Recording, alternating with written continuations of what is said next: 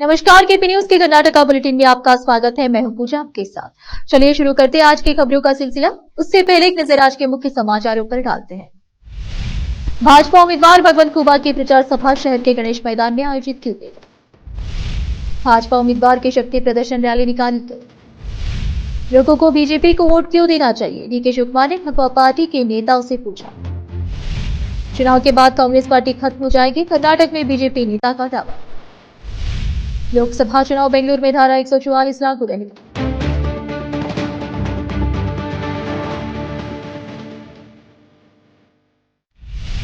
समाचारों का सिलसिला शुरू करते हुए देखते समाचार विस्तार से।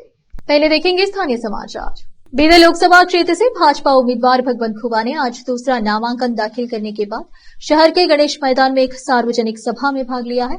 इस विशाल सभा का उद्घाटन बीदर दक्षिण के विधायक डॉक्टर शैलेंद्र बेलदाड़े, शेणु सलगर, सिद्धप्पा पाटिल, अविनाश जाधव, जेडीएस के नेता पूर्व विधायक पंडप्पा खाशनपुर, जेडीएस जिला अध्यक्ष रमेश सोलपुर, भाजपा के जिला अध्यक्ष नेता बाबूवाली, रऊफुद्दीन कचेरीवाला, ईश्वर सिंह ठाकुर, शशि होसड़े सहित कई नेताओं ने इस विशाल सभा में संबोधन किया और भाजपा में प्रधानमंत्री मोदी द्वारा किए गए विकास कार्यों के बारे में बताया। साथ ही कांग्रेस की आलोचना भी की। इस सभा में लोगों का जन सैलाब उमड़ा। कैमरामैन पुपुराज का कवरेज। भाजपा उम्मीदवार भगवंत खुबा ने आज अपना दूसरा नामांकन दाखिल किया और शहर के गणेश मैदान में एक विशाल जनसभा में भाग लिया। इसके साथ गणेश मैदान से रैली निकालकर शक्ति प्रदर्शन भी की। रैली पर फूल बरसाए गए और सैकड़ों लोगों का जनसैलाब इस रैली में भाग लिया। कैमरामैन पुपुराज का कवरेज। रोकते समाचारों का सिलसिला ब्रेक के लिए, जल्द लौटते हैं ब्रेक के बाद।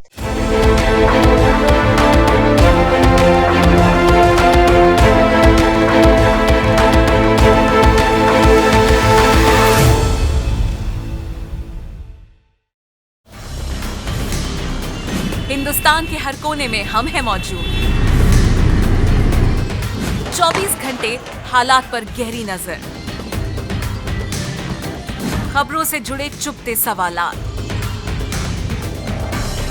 और आपको दिखाता है धार्मिक, सामाजिक, राजनीतिक, लोकल और इंटरनेशनल न्यूज की सबसे बेहतर कवरेज जो आपको रखती है हर पल बाखबर।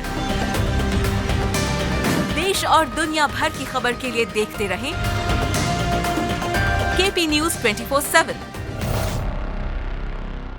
नूर एजुकेशन ट्रस्ट बीदर की ओर से चलाए जाने वाला Noor MEd and BEd college Bidar, recognised by NCTE Delhi and affiliated to Bidar University, Bidar. Admission are open for the academic year 2023-24. विशेषज्ञ और सक्षम शिक्षकों द्वारा शिक्षा प्राप्त करने के लिए नूर एमएड एंड बीएड कॉलेज में दाखिला लें और शांत वातावरण में शिक्षा प्राप्त करें। बीदर शहर में बेहतर शिक्षा का एकमात्र केंद्र Noor MEd and BEd college, Shahpur gate, Bidar. Phone numbers 9945283920, 8482221297। Hindustan के हर कोने में हम हैं मौजूद। 24 घंटे हालात पर गहरी नजर, खबरों से जुड़े चुपते सवालात और आपको दिखाता है धार्मिक, सामाजिक, राजनीतिक, लोकल और इंटरनेशनल न्यूज की सबसे बेहतर कवरेज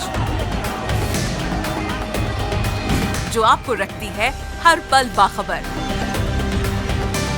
देश और दुनिया भर की खबर के लिए देखते रहें KP news 24/7।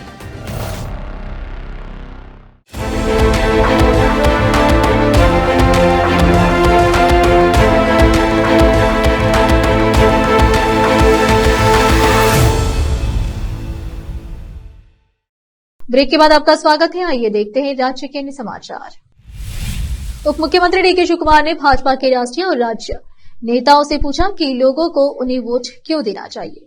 Bengaluru press club में आयोजित मीडिया इंटरेक्शन में शिव कुमार ने कहा, मैं सभी बीजेपी नेताओं से पूछना चाहता हूं कि लोगों को उन्हें किस कारण से वोट देना चाहिए। क्या उन्होंने सत्ता में आने से पहले राज्य और केंद्रों में जो वादे किए थे उन्हें पूरा किया। उन्होंने कहा कि भाजपा वोट मांगने की नैतिकता खो चुकी है।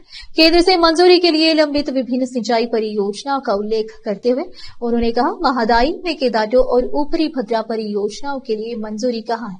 सिर्फ सिंचाई परियोजना ही नहीं, यहां तक कि जब राज्य गंभीर सूखे का सामना कर रहा था तब भी केंद्र द्वारा कोई वित्तीय सहायता नहीं दी गई थी।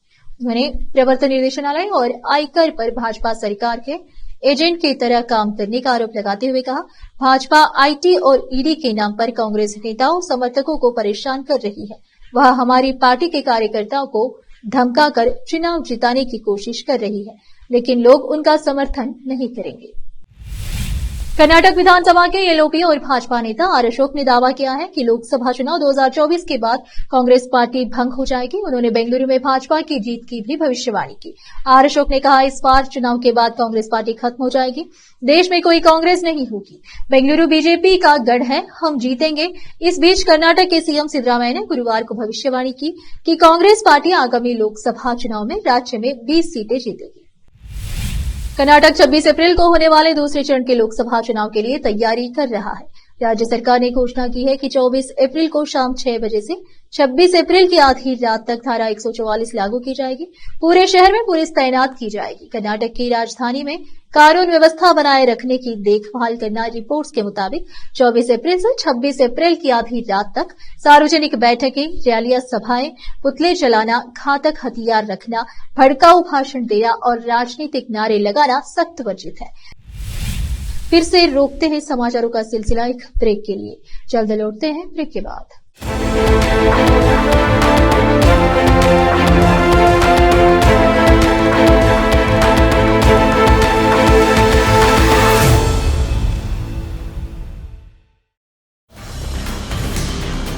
हिंदुस्तान के हर कोने में हम हैं मौजूद। 24 घंटे हालात पर गहरी नजर, खबरों से जुड़े चुपते सवालात और आपको दिखाता है धार्मिक, सामाजिक, राजनीतिक, लोकल और इंटरनेशनल न्यूज की सबसे बेहतर कवरेज, जो आपको रखती है हर पल बाखबर। देश और दुनिया भर की खबर के लिए देखते रहें KP news 24/7। Noor education trust Bidar की ओर से चलाए जाने वाला Noor MEd and BEd college Bidar, recognised by NCTE Delhi and affiliated to Bidar University, Bidar. Admission are open for the academic year 2023-24. विशेषज्ञ और सक्षम शिक्षकों द्वारा शिक्षा प्राप्त करने के लिए नूर एमएड एंड बीएड कॉलेज में दाखिला लें और शांत वातावरण में शिक्षा प्राप्त करें। बीदर शहर में बेहतर शिक्षा का एकमात्र केंद्र Noor MEd and BEd college, Shahpur gate, Bidar. Phone numbers 9945283920, 8482221297। Hindustan के हर कोने में हम हैं मौजूद। 24 घंटे हालात पर गहरी नजर, खबरों से जुड़े चुपते सवालात और आपको दिखाता है धार्मिक, सामाजिक, राजनीतिक,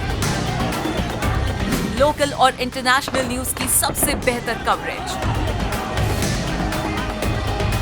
जो आपको रखती है हर पल बाखबर। देश और दुनिया भर की खबर के लिए देखते रहें केपी न्यूज 24/7।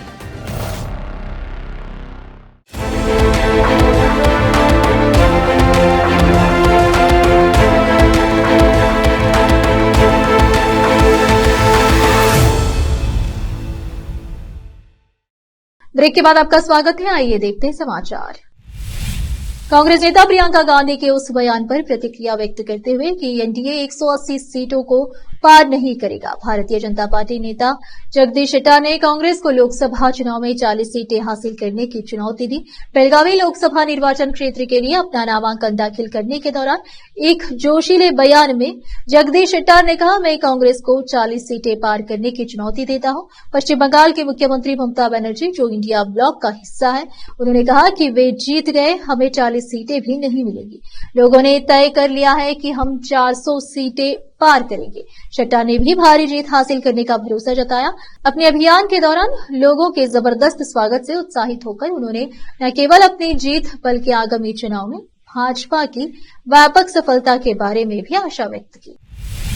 उप मुख्यमंत्री और केपीसीसी डीके शिव कुमार ने आयकर विभाग पर हमला करते हुए आरोप लगाया कि भाजपा के एजेंट के रूप में काम करने वाले अधिकारियों ने पिछले 3 या 4 दिनों से बेंगलुरु ग्रामीण लोकसभा निर्वाचन क्षेत्र के कनकपुरा में उनके समर्थकों पर राजनीतिक हमला किया है।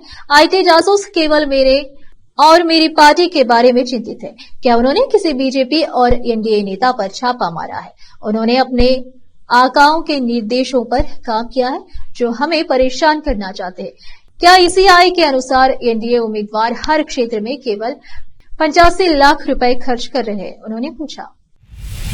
भाजपा चुनाव प्रबंधन समिति के राज्य समन्वयक और राज्य महासचिव वी सुनील कुमार ने कहा कि प्रधानमंत्री नरेंद्र मोदी बेंगलुरु और चिकबल्लापुर में एक सार्वजनिक बैठक को संबोधित करने के लिए 20 अप्रैल को कर्नाटक में होंगे। उनके मुताबिक बेंगलुरु में सार्वजनिक बैठक पैलेस ग्राउंड में होगी और तैयारियां चल रही है।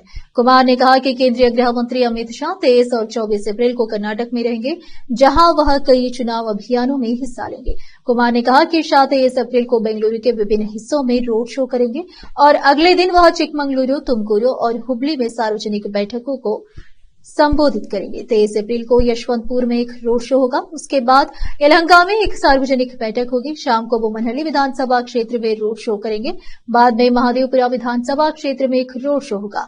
भाजपा नेता ने कहा 24 अप्रैल को केंद्रीय गृह मंत्री सुबह चिकमंगलुरु में एक सार्वजनिक बैठक और दोपहर में तुमकुरु में एक पिछड़ा वर्ग सम्मेलन में भाग लेंगे। भाजपा को रायचूर लोकसभा क्षेत्र में उथल पुथल का सामना करना पड़ रहा है, जब एक व्यक्ति ने कर्नाटक उच्च न्यायालय की कलबुर्गी पीठ का दरवाजा खटखटाया और अपने उम्मीदवार राजा अमरेश्वर नायक के एसटी जाति प्रमाण पत्र को रद्द करने की मांग की, जिसमें आरोप लगाया गया कि उन्होंने गलत रिकॉर्ड भरकर दस्तावेज हासिल किया है। अपनी याचिका में मनवी तालुके के करड़ीगुड्डा गांव के नरसिम्हा नायक ने दावा किया कि अमरेश्वर नायक के शैक्षिक दस्तावेजों से पता चलता है कि वह क्षत्रिय हिंदू समुदाय से है, जबकि रायचूर निर्वाचन क्षेत्र अनुसूचित जनजाति के उम्मीदवार के लिए आरक्षित है। नरसिम्हा ने कहा कि अमरेश्वर नायक ने झूठे दस्तावेजों के माध्यम से लोकसभा चुनाव लड़ने के लिए एसटी जाति प्रमाण पत्र हासिल किया और अदालत से जाति प्रमाण पत्र रद्द करने का आग्रह किया। याचिका के बाद एकल पीठ न्यायाधीश ने अमरेश्वर को कागजात दाखिल करने की आखिरी तारीख 19 अप्रैल से पहले जाति प्रमाण पत्र के समर्थन में अदालत में एक हलफनामा दाखिल करने का निर्देश दिया। उसी दिन कोर्ट अपना फैसला सुनाएगी। फिर से एक नजर मुख्य समाचारों पर। भाजपा उम्मीदवार भगवंत खुबा की प्रचार सभा शहर के गणेश मैदान में आयोजित की गई। भाजपा उम्मीदवार की शक्ति प्रदर्शन रैली निकाली गई। लोगों को बीजेपी को वोट क्यों देना चाहिए? डीके शिव कुमार ने भगवा पार्टी के नेताओं से पूछा। चुनाव के बाद कांग्रेस पार्टी खत्म हो जाएगी, कर्नाटक में बीजेपी नेता का दावा। लोकसभा चुनाव बेंगलुरु में धारा 144 लागू रहेगी।